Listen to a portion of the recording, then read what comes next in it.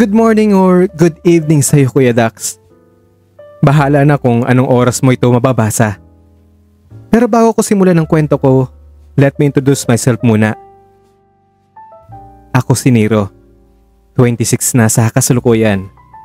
And proud akong sabihin na gay ako, as in gay na gay. Pero hindi naman ako yung tipo ng gay na nagko-crossdress. Masasabi kong may ilalaban naman ako pagdating sa itsura.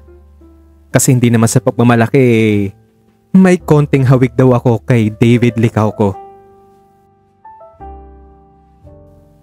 Nangyari ang kwento ko nung mag-apply ako sa isang marketing company sa Makati. Naalala ko pa nung first day ko, para akong may invisible na teleprompter. Bawat bro ko, kalkulado. Bawat lakad ko ay iniiwasan kong bumali ang balakang ko kasi first day ko yon. Siyempre hindi ko pa kilala ang mga makakasama ko. Sa pantry, dun ko unang nakita si Marky sa harap ng coffee machine. Binati pa nga niya ako ng good morning.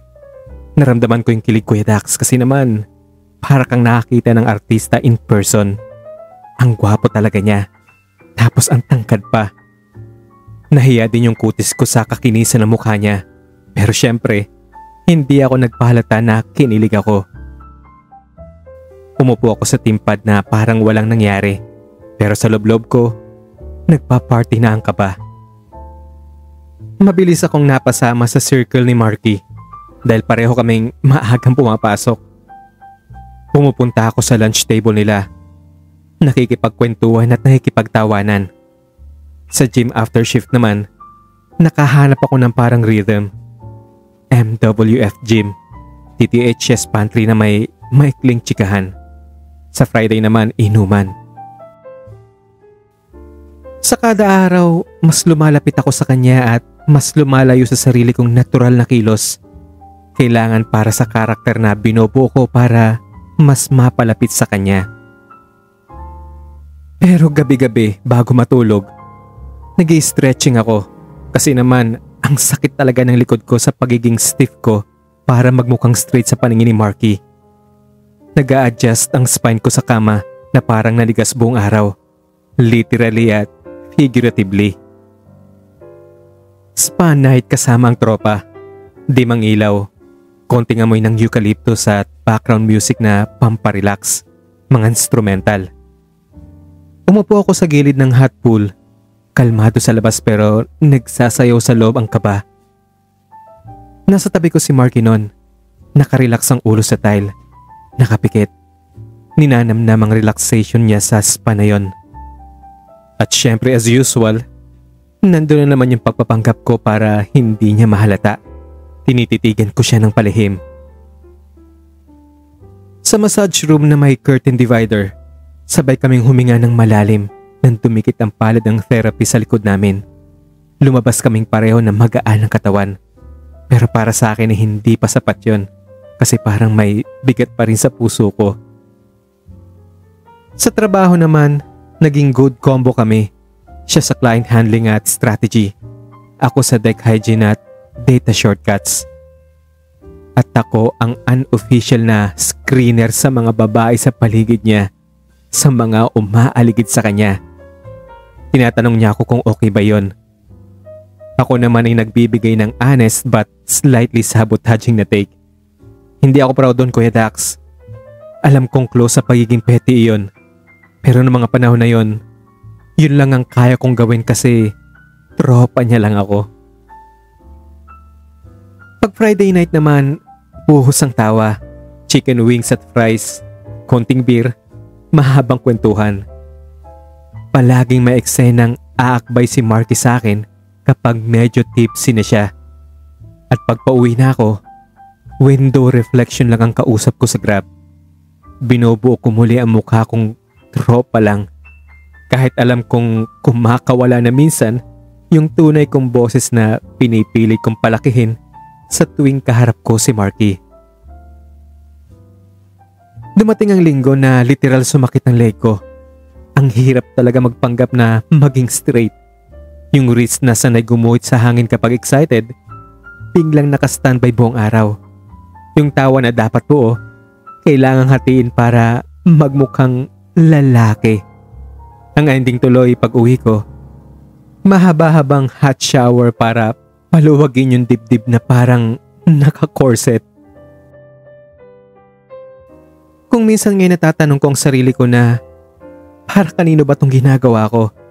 Pero mas malakas pa rin yung takot na baka kapag nagpakatotoo ako, mawala yung mundo na nabuko kasama siya. Nagplano ako ng maliit na surprise sa pantry. Maliit na cake, printed collage ng team photos, at card na puno ng inside references. Di ko sinulat ang naramdaman ko syempre. Pero sa bawat pagkakaayos ng masking tape at bawat pagsentro ng litrato, singkapal ng foundation ko dati ang meaning para sa akin. Pumasok sa floor ang babaeng masasabi kong magiging kontrabida sa kwento namin ni Marky. Tawagin na lang natin siyang Ava. Maayos manamit, articulate, charming. At kita ko sa katawan ni Marky yung extra effort niya. Ako naman ay balik bilang consultant niya. Tinatanong niya kung okay ba si Ava. Sinagot ko siya na sa tingin ko naman ay okay si Ava. Magaling siya. Pero sa loob ko, may kung anong nagbabanggaan. Gusto kong maging mabuting kaibigan sa kanya. Pero takot din akong tuluyang maagaw siya sa akin ni Ava. Sinubukan ko namang maging patas. Pero ng mga sumunod na araw, nahuli ko ang sarili kong nakalista na ang mga red flag ni Ava na hindi ko naman sure kung totoo.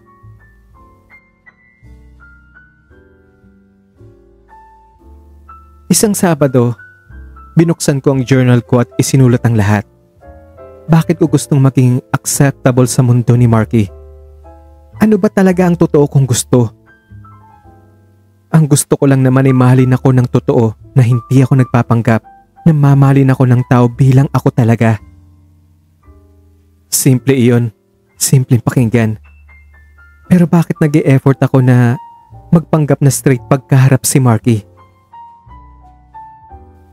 Nang matapos akong isulat lahat ng nasa sa loob ko at nasagot din ang mga tanong ko, doon ko na-realize na ito na siguro ang tamang oras.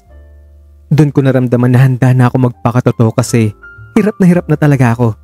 Hindi ako ang taong ipinoportray ko. Kung minsan ngay hindi ko nakilala ang sarili ko. Nagkita kami ni Marky isang gabi para mag-unwind. Kaming dalawa lang nandun. Naisip ko na iyon na yata ang tamang oras para sabihin ko na sa kanya ang katotohanan. Nang medyo naramdaman ko na kaya ko na at may sapat na akong lakas ng loob, doon ko sinabi ang lahat sa kanya. Marky, may gusto akong sabihin sa iyo. Pero pakinggan mo lang muna ako ha. Kasi hirap na kasi akong sa ginagawa ko eh. Ayoko na magpanggap na matigas ako, na straight ako. Marky, ang totoo niyan, bakla ako. Becky, bading. Ginagawa ko lang naman ang lahat ng yun kasi gusto ko maging close tayo eh. Gusto ko maging close sa'yo. Kasi gusto kita. Simula pa lang nung una kitang makita sa pantry, gusto ko na kita. Nagbago ang ihip ng hangin. Naging mabigat ang balikat niya at humigpit ang hawak niya sa bote ng beer na nasa kamay niya. Hindi naman niya ako sinaktan o sinabihin ng masasakit na salita. Pero ramdam ko yung puwersang pinipigil niya. Tumayo siyang parang gusto niyang tumakbo palayo sa eksenang hindi niya ini-expect. Niwala siyang sinagot sa inamin ko sa kanya. Pero mas malakas pala ang impact ng katahimikan. Doon ko narinig ang sarili kong boses na sinasabing, "Tama na, Nero. Nasabi mo na ang dapat mong sabihin. Nagawa mo na ang dapat mong gawin. Tama na yun. Huwag ka na mag-expect na parang magiging pang teleserye yung pag-amin mo. Kasi hindi mangyayari yun sa totoong buhay."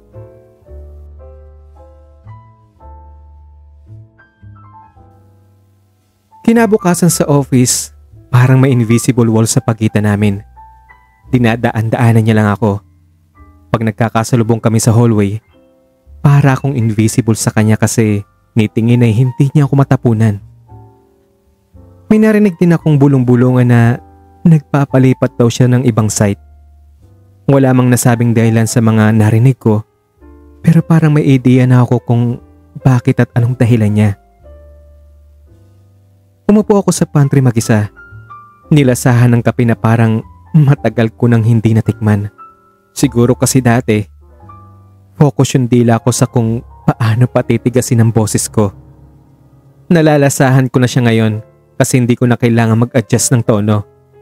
Siguro kasi sa unang beses sa tagal na panahon, wala na akong itinatago at tinataguan. Isang linggo lang ang nakalipas, natuloy na ang paglipat niya. Walang formal na goodbye. Natapos ang matagal kong fantasy ng parang eksenang biglang nag-cut to black. Naglakad ako palabas ng building ng araw na yon. Ramdam ang sakit sa leeg pero hindi na yung sakit na tulad ng dati. Napilit kong pagpapatigas ng kilos ko. Ngayon ay dahil sa dami ng tinapos kong trabaho sa office. Kasi ang totoo, inabala ko ang sarili ko para mawala sa isip ko ang mga nangyari. Umuwi ako ng bahay nang hindi nagbibilang kung ilang beses kong kinailangang pigilan ang kamay ko. Natulog ako ng mas mahimbing kaysa dati. At sa unang beses pakiramdam ko, ako talaga yon at hindi na nagpapanggap pa. Pumapasok ako sa office na wala ng maskarang suot. Nakakapili ako ng damit na susutin ko na naayon sa gusto ko at hindi damit na para magmukha akong straight. Nakakatawa na rin ako ng buo ngayon. Umaamin ako kapag napapagod ako. Nagiging supportive ako ng walang hidden agenda. At kapag sumasagi sa isip ko si Marky, hindi na ako nalulungkot. Bagkus ay pinasasalamatan ko pa siya dahil para sa akin, tinuruan niya ako sa isang life lesson ko na hindi ko kailangang magpanggap o itago kung ano talaga ang pagkatao ko. Kasi mahirap. Ang hirap-hirap magpanggap na straight. Nakakasakit ng katawan. Tinalo ko pa yung nagbuhat ng barbell sa sobrang sakit ng kalamnan. Masakit din sa lalamunan. Kasi pinipilit kong maging bass kahit kaya ko namang i-hit yung soprano na notes sa sobrang taas kong tumili. Kaya kayo dyan sa mga sangkabaklaan, huwag kayong gumaya sa akin na para lang magustuhan ng isang boy at para mapalapit ka lang sa kanya, magpapanggap kang straight kahit tinalo mo pa ang gulaman sa sobrang lambot mo. Nagwiwiggle pa. Hanggang dito na lang sulat ko, Kuya Dax. Maraming salamat sa channel mo kasi nagkakamero ng boses sa mga kwento na tulad namin para mailahad.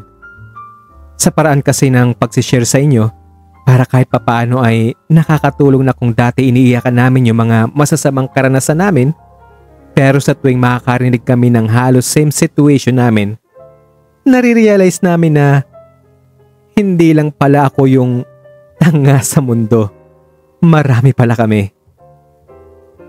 More power po sa channel nyo at more subscribers to come. Ako si Nero. At ito, ang true confession ko. Nga pala guys, meron na akong pa-membership ngayon. Kung gusto nyo maging advance sa mga i-upload kong kwento, bago po talaga siya i-public, meron po tayong membership na isa po sa perks natin ay magiging advance po yung pakikinig ninyo. At syempre, meron din tayong pa-shoutout sa mga pa-members natin. Special shoutout. Kung meron kayong mga short messages, babasahin po natin yan on air. At kung gusto nyo pong balikan yung mga unang upload ko na naging reason kung bakit medyo naglaylo tayo sa mga content natin, isa po yun sa perks ko. Madami-dami din po yun. Bibigyan ko po kayo ng access doon. All you have to do is magbigay po kayo ng email ninyo, kahit anong email na pwede nyo ma-access pa rin para ma-access nyo yung mga old stories na yun. Syempre, pag nagpa-member po kayo nyan, mura lang naman po monthly. Tulong nyo na rin po yan para po ma-maintain natin yung channel natin kasi para po mas maayos yung recording natin at syempre yung mga tools na ginagamit natin for editing. Mag-avail na po kayo ng membership, mura lang naman po yan. At siguro pag lumaki-laki pa ang channel natin at pag nagpa-merch na ako, syempre kayo po ang unang maaambunan ng biyaya.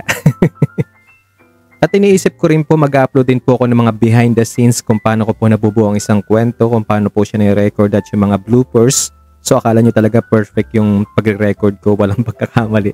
Meron po yan, marami po yung mga bloopers, ng mga bulol moments po. Doon ko po i-upload, exclusive lang po sa mga members ng ating channel. So sana po makapag-avail kayo, malaking tulong rin po yan sa channel ko.